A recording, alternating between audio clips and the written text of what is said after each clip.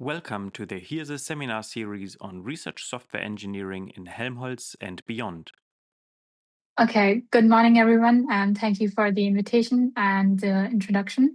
My name is Aditi Punetha, and today I'll be presenting my work on the life cycle of research software.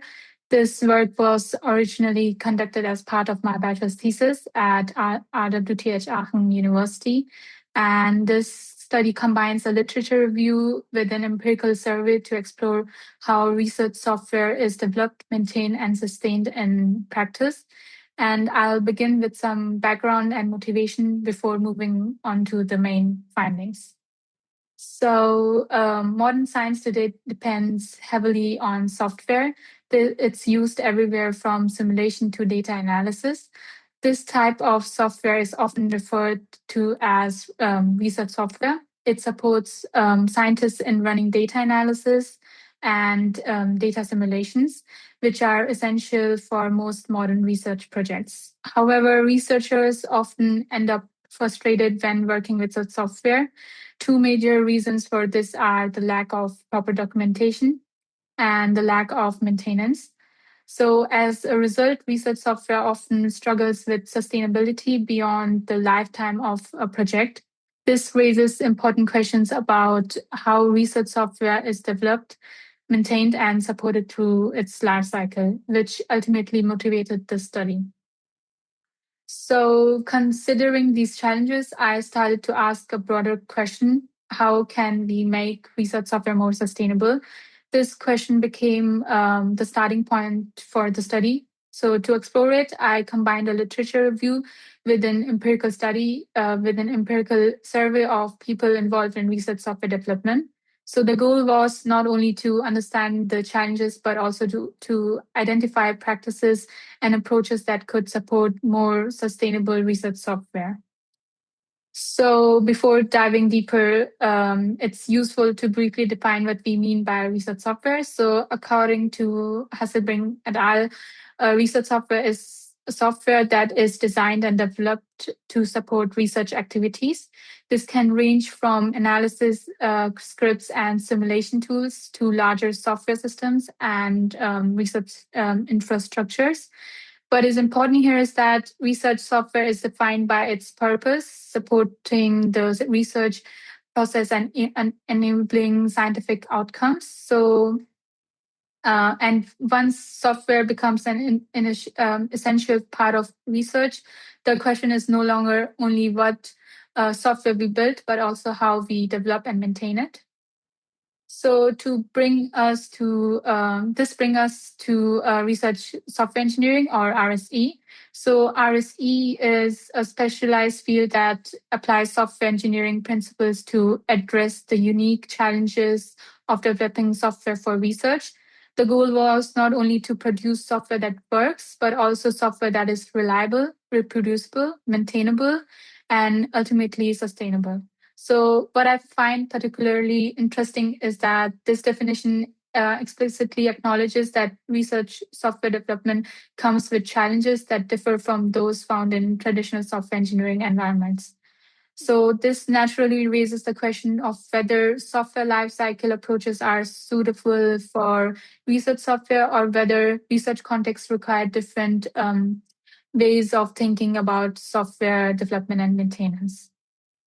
So many traditional software engineering models like the waterfall or V model were originally designed for relatively stable industrial settings.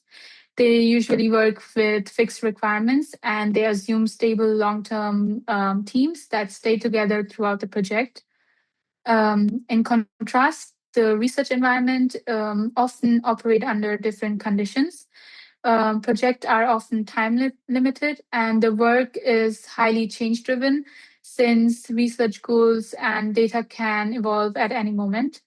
And this creates a clear gap between classical models and real research practice. So this led to the central question behind the study: how can software engineering practices be adapted to research environments? Yeah. To address this challenge, the study pursued three main objectives. So, first, to explore how software engineering practices can support the sustainability of research software. Second, to combine insights from the literature with experiences and perspectives gathered through an empirical survey. And third, to identify practical recommendations that could help researchers, research software engineers, and institutions support more sustainable software development practices. So these objectives ultimately guided both the literature review and the empirical part of the study.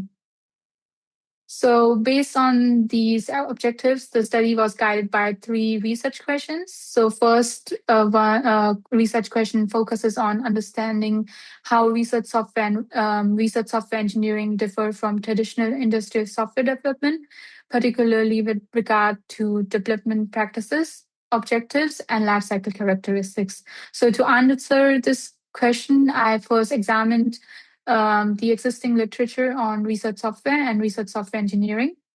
And to answer the first research question, I began with a literature review. And the goal was to understand how research software is described in the existing literature and to identify characteristics, challenges, and lifecycle related concepts discussed by previous studies. So, to address the first research question, I conducted a semi structured literature review. The review followed four main steps. So, first, literature search, selection, evaluation, and then thematic analysis. So, relevant publications were identified through academic databases using keywords related to research software, software lifecycle, software engineering, and sustainability. After selecting the relevant studies, I evaluated their content with respect to life cycle models, development practices, and research software challenges. And finally, I performed a thematic analysis to identify recurring concepts and patterns across the literature. So, in total, 42 publications published between 2014 and 2025 were included in the analysis. To analyze the literature in a structured way, I used a reflexive thematic analysis. The process involves four main steps: reading the publication, coding relevant information, grouping related codes, and finally identifying broader themes. So, for example, if multiple publications discussed issues such as limited funding, staff turnover, or difficulties with long term maintenance, these observations were first coded individually and then grouped into broader themes related to sustainability challenges. And this approach helped me move from individual observations in the literature to recurring patterns and themes across the entire data sets. So one of the key findings from the literature is the contrast between traditional software development environment and research environments. So in industrial settings, projects often benefit from relatively stable requirements, clearly defined rules, and long-term support structures. Research projects, however, tend to be much more dynamic. Research goals can evolve as new findings emerge. Teams are often assembled around specific projects, and funding is frequently limited in duration.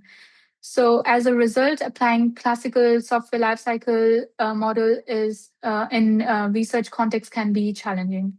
For example, the waterfall model relies on a fairly linear development process, which can be difficult to follow when requirements change throughout a project.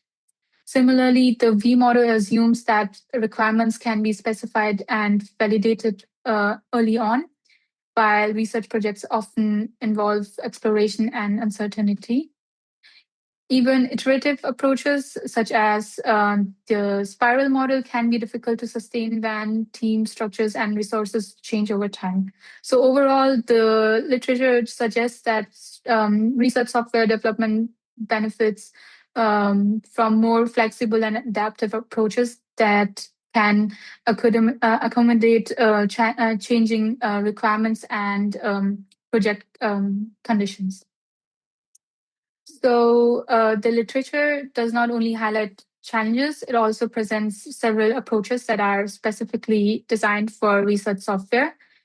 One example is Fair for RS, which focuses on making research software more findable, accessible, interoperable, and reusable. Another example is the Research Software Maturity Model, or RSMM, which provides guidance for gradually improving development practices and software sustainability. And the EOSC lifecycle model takes the lifecycle perspectives and explicitly acknowledges the iterative and evolving nature of research projects. So, what these approaches have in common is that they place greater emphasis on flexibility, sustainability, and reproducibility than many traditional lifecycle models. However, most of these frameworks are still relatively new, and there is still limited evidence regarding their adoption in day to day research software development. And this naturally led to the next question: how is research software actually developed in practice? To complement the literature review, I conducted an empirical survey on research software development practices. So the survey consisted of 31 questions across 9 sections and was designed to explore how research software is developed, maintained, and sustained in practice.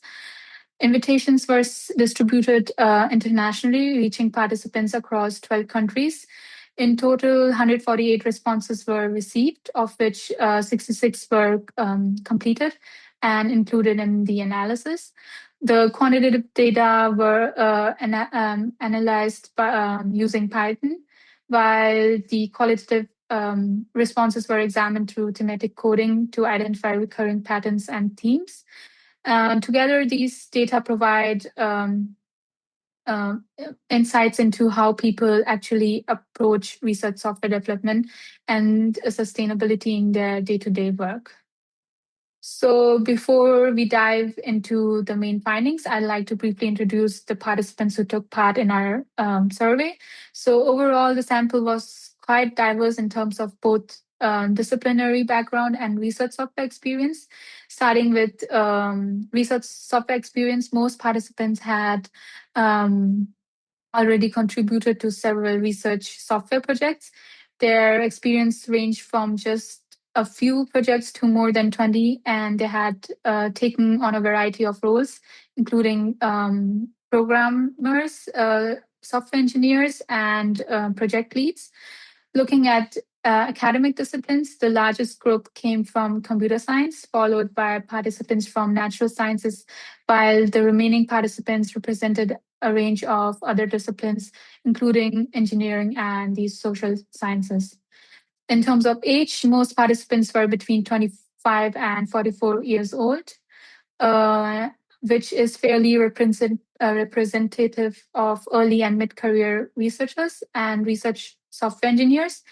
And finally, regarding gender, the majority of participants identified as male, while 14 identified as female and 3 as non binary. So, overall, this gave us a participant group with a broad range of perspectives and experiences, providing a solid foundation for exploring how research software is developed in practice.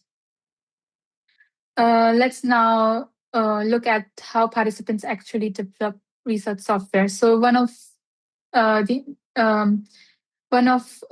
most interesting findings was the contrast between everyday development practices and the use of formal lifecycle models. So starting with the development approach, most participants reported using either ad hoc or agile methods. In fact, ad hoc development was the most common approach, closely followed by agile practices. By comparison, only 9 participants reported using research-specific software lifecycle model. If we look at the development practices themselves, we see that many participants already apply well-established software engineering techniques. Project management tools were the most common, followed by code reviews, testing, and continuous integration and development. However, the most striking result is highlighted here at the top of the slide. Only 5 participants said they were actually aware of formal research software lifecycle models. So, although many researchers already follow good software engineering practices in their daily work, these practices are often applied without being embedded in a structured lifecycle framework. So, this gap between practice and formal methodology became one of the key motivations for the rest of our study. The survey also explored how researchers acquire knowledge and how documentation is used within research software projects. So, starting with knowledge acquisition, the vast majority of participants reported that self learning was their primary way of developing new skills. This included learning through online resources, tutorials, documentations, and simply experimenting with the software themselves.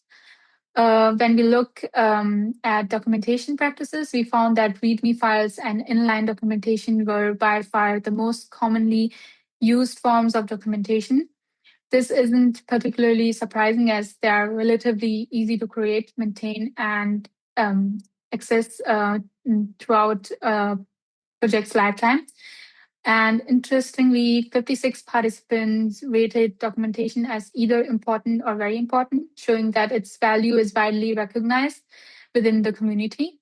However, many participants also pointed out that keeping documentation up to date remains a major challenge, mainly because of limited time and resources. So while researchers clearly appreciate the importance of documentation, maintaining high quality documentation is often difficult in practice. So far, we have looked at the findings related to our first research question. I'd now like to move on to the second research question, which focuses on software lifecycle models and research software development.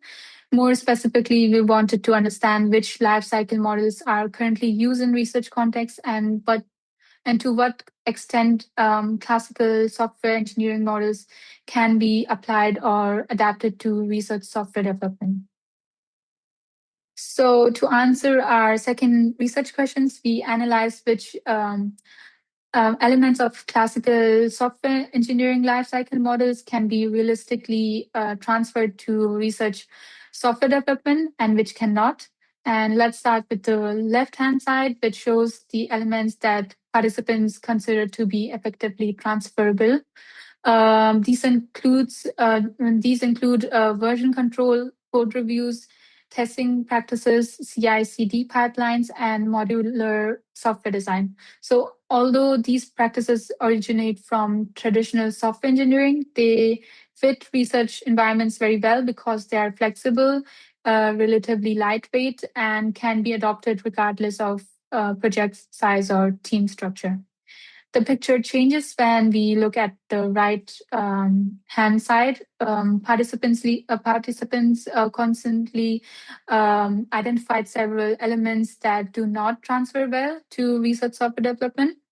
These include fixed sequential development phases, extensive upfront requirements, formal verification process, and strictly defined team roles and long-term planning assumption. So the reason is that research projects are inherently uncertain. Requirements evolve as new findings emerge.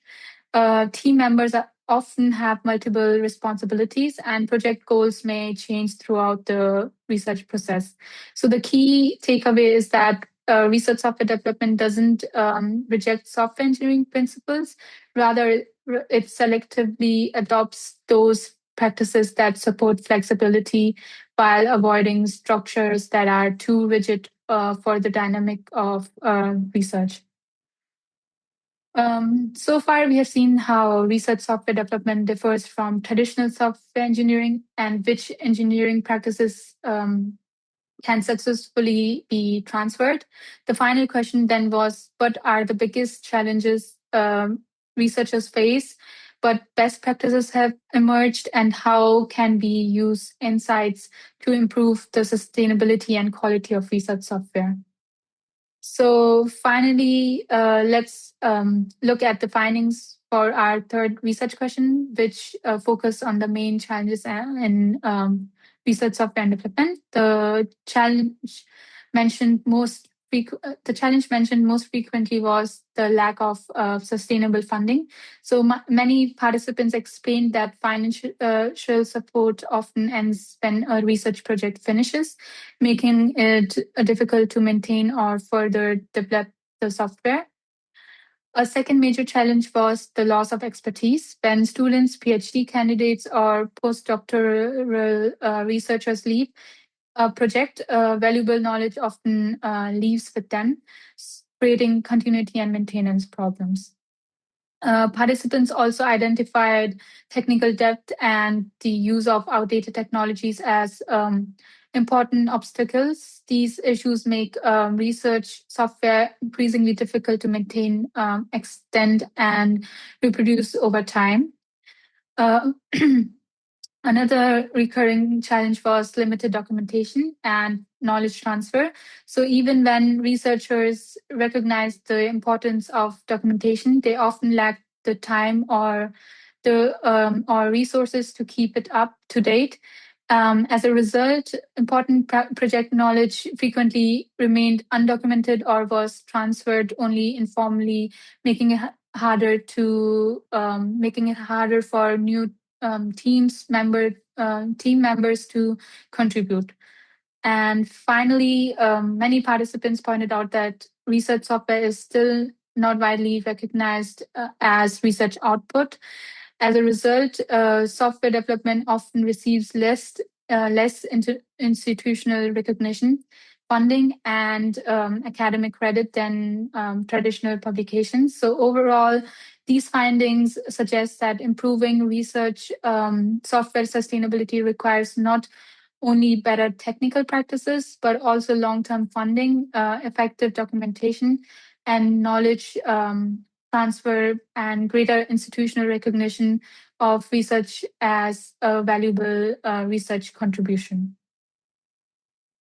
While the previous slide highlighted the main challenges, participants also identified several best practices that can improve the sustainability of research software.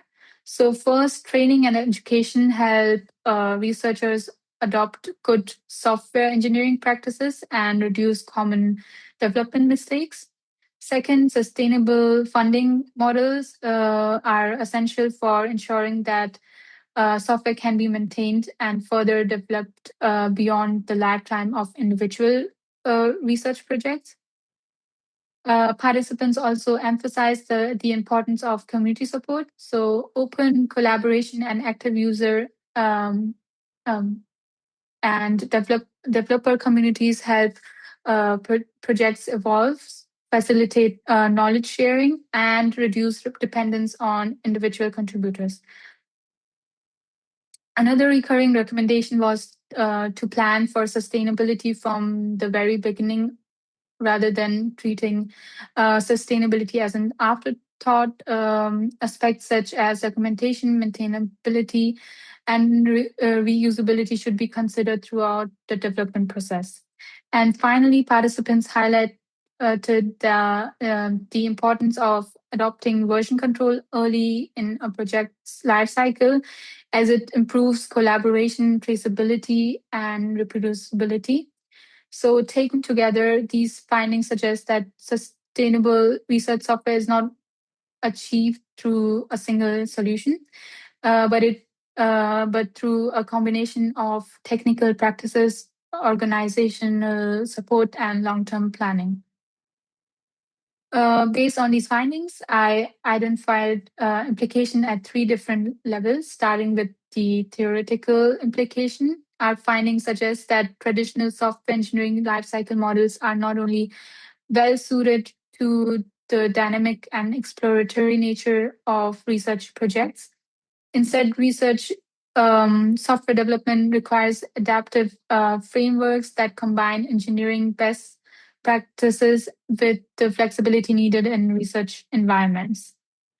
Looking at the practical implication, we found that research teams naturally favor agile and ad hoc approaches over rigid, process driven models. Rather than enforcing formal methodologies, efforts should focus on practices that directly improve software quality and sustainability, such as maintenance, testing, documentation, and training. And finally, at the institutional level, the study highlights the need to recognize research software as a first class research output alongside publications and data sets. Institution can support this by establishing appropriate career paths, evaluation metrics, and incentives that reward the development and long-term maintenance of research software. So, taken together, these implications suggest that improving research software sustainability requires action at multiple levels, from the design of development frameworks to everyday engineering practices, and finally to institutional policies and recognition. Before concluding, I'd like to briefly acknowledge some of the limitations of the study. So first, there was limited clarity regarding some respondent profiles, as not all participants provided complete background information. This restricted our ability to analyze certain findings across different participant groups. Second, the questionnaire design inevitably limited the richness of some of the collected data. In particular, the relatively short open-ended responses meant that some perspectives could not be explored in greater depth. A third limitation was that some survey questions were interpreted differently by participants.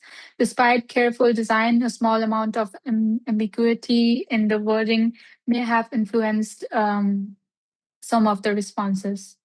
And finally, the study had a relatively low response rate, which limits the generalizability of the findings beyond the surveyed population. So, yeah, but nevertheless, the responses were rich enough to identify clear patterns and recurring themes, providing valuable insights into current research software development practices and opportunities for future work. So, building on these findings, I see three main directions for future research. The first is to expand this work across different research domains. A larger scale survey complemented by semi-structured interviews with research software developers would help validate these findings and determine whether they also apply in other scientific disciplines. Second direction is the development of AI-driven lifecycle models. So future research could investigate how AI can support software development practices and how AI-powered tools can be integrated into research software lifecycle models to improve sustainability and development efficiency. And finally, there is significant potential for institutional and educational initiatives. This includes exploring stakeholder programs and stakeholder programs that encourage sustainable software development, as well as evaluating the impact of educational workshops and training programs on software engineering practices within research. Overall, these future directions aim to bridge the gap between software engineering theory and the realities of research software development, ultimately supporting more sustainable, adaptable, and reproducible research software. So, based on the findings of the study, I formulated 5 practical guidelines for future research software development. So, first, we should develop sustainably. This means combining the flexibility of iterative development with the structure of planned engineering practices, integrating documentation, testing, and onboard onboarding from the beginning, and designing software with long-term reuse and maintenance in mind. Second, we should foster more inclusive collaboration. So, research software development benefits when researchers and engineers work closely together, when development processes when the development processes are transparent, and when knowledge is actively shared through documentation and mentoring.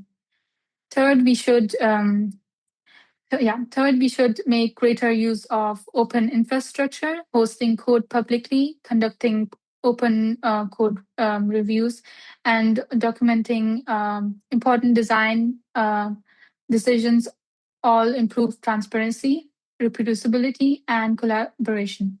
Fourth, we need Fourth, we need to better support and recognize the people behind research software. This includes creating stable career paths and funding opportunities for research software engineers by recognizing software as a valuable research output rather than simply a byproduct of research. And finally, we should design for reuse and longevity, building modular, interoperable software, and ensuring long term accessibility makes it easier for future researchers to build up on existing work instead of starting from scratch. So, altogether, these guidelines provide a practical roadmap for research software development, more for making research software developing for making research software development more sustainable, collaborative, and reproducible in the future. So, to summarize, the thesis explored the life cycle of research software through a combination of a literature review and empirical study. In the introduction, I first defined what research software is, identified the existing research gap, and established the overall aim of the thesis to explore how research software can be developed more sustainably. The literature review then examined existing software lifecycle models and frameworks. It showed that although classical software engineering models provide valuable principles, they only partially address the flexibility and evolving nature of research software development. The empirical study complemented these findings with insights from practitioners. It revealed that researchers commonly rely on agile and ad hoc development approaches while also facing recurring challenges such as limited documentation, unstable funding, and the loss of expertise. And finally, the conclusion discussed the practical, theoretical, and institutional implications of these findings. It proposed a set of guidelines for more sustainable research software development, acknowledged the limitation of the study, and outlined several promising directions for future research. So, overall, this thesis shows that sustainable research software cannot be achieved by simply applying traditional software engineering models. Instead, it requires combining the technical rigor of software engineering with the flexibility and collaborative nature of research. And by bringing these perspectives together, we can develop research software that is not only reliable and reproducible, but also adaptable, maintainable, and sustainable over the long term. So, this concludes my presentation. Thank you very much for your attention. And if you like to explore the topic in more detail, you find my bachelor thesis using the link on the slide, and I'll be happy to answer any question. Thank you for watching our seminar. Please check out the slides on Zenodo linked below and see you next time.